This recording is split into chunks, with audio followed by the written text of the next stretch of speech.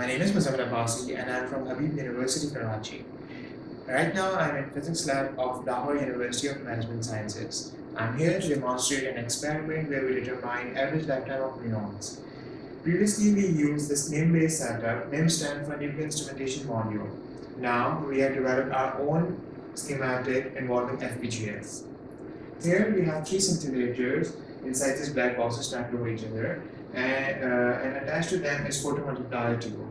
When a muon passes through the scintillator or decays inside it, it gives off enough energy that scintillator emits photons. These photons are sensed by photomultiplier tube and it generates an electric pulse accordingly.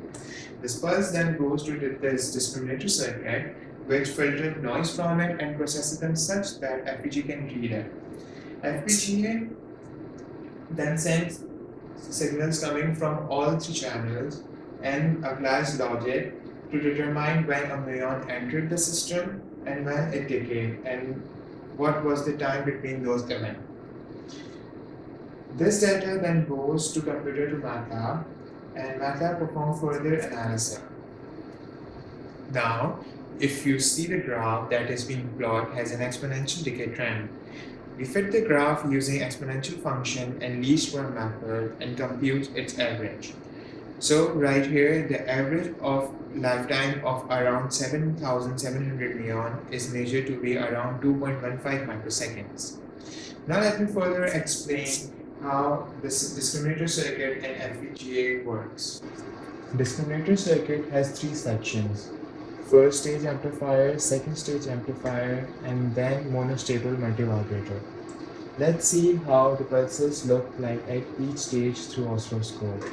I'm connecting channel A of the oscilloscope to the input of the discriminator, which is coming from PMT of the first scintillator, and channel B to the output of the first amplifier stage. Channel A is in blue, which is connected to the input of the discriminator.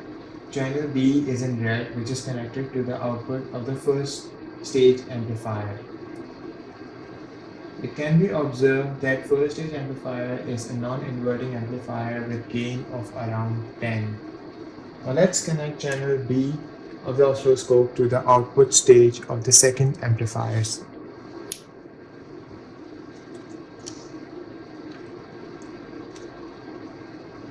Here it can be observed that the second stage amplifier is an inverting amplifier with some gain. If you see at the extreme left of the second stage amplifier, you will notice that there are variable resistors. These variable resistors help us set the threshold to differentiate between actual pulse and noise. Now let's connect the channel B of the oscilloscope to the output of the monostable multivibrator. As soon as monostable multivibrator detects an edge of 2 volt or greater, it generates a square pulse of around 3.5 volts. The pulse width can be controlled by adjusting these resistors.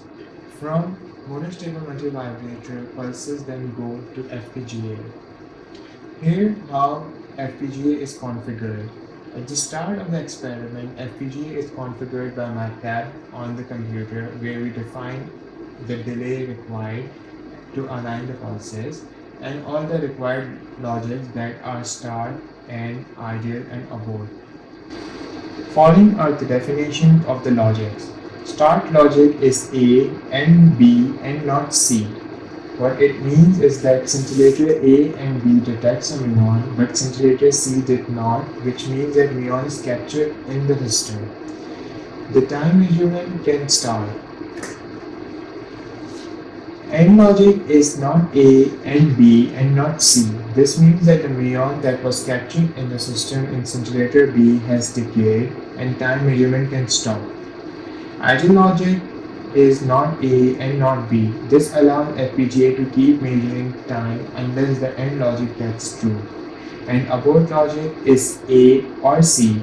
So during the time measurement, if there is any pulse coming from either scintillator A or C, the measurement will be discarded. This is the flow diagram of how the logics are implemented. Counting starts as soon as start logic gets true. Counting is discarded if abort logic gets true. Counting continues if idle is true. And counting stops and get append to data buffer if end logic gets true. And then data link sends data from data buffer to computer to MATLAB. Thank you.